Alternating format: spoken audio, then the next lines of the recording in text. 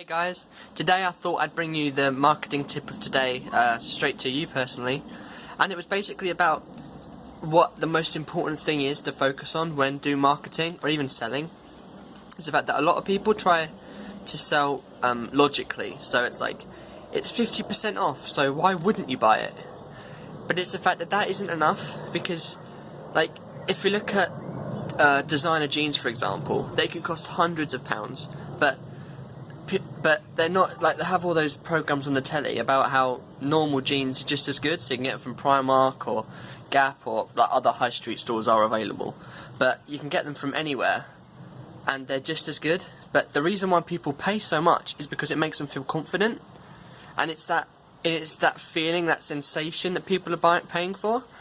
And it's the fact that people don't buy logically, or some people do, my dad, but most people buy it emotionally.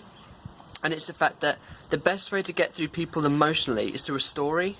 So for example, you probably could get lemonade from, I don't know, a vending machine for £1.50, or you could get half as much from maybe like a children's lemonade stand, but that still costs you £1. So like you're paying less for like a lot less, if you know what I mean. So like it'd be cheaper to go to the vending machine, but you'd still buy from the child. Why? Well, it's because it's the story of them being on their stall, or knowing that they went to the shop, they bought the lemonade, they made it themselves, they had to climb up on the counter and do it, and there they are with their little smile.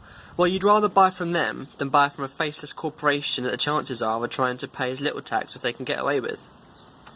And it's the fact that you have to make sure that you're telling your story. So it can be either you might be a grandma who just likes cakes, it might be that you've recently become homeless and you were given a loan, or you were given some money from the lottery or a charity, and you've made something of yourself.